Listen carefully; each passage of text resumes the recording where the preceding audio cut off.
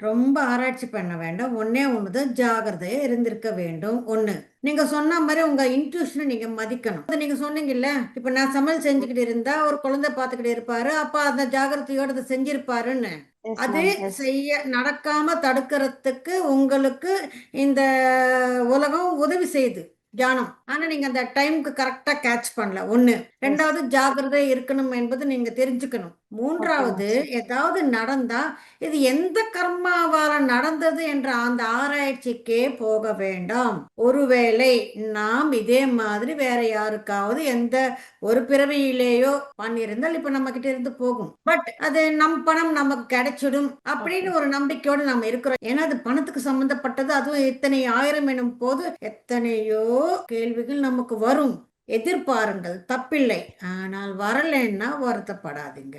எப்பவோ நாம செஞ்ச அந்த கெட்ட கர்மம் இப்ப இது போயிடுச்சுன்னா அந்த கர்மாவில இருந்து நம்ம விலகிட்டோம்னு அர்த்தம்.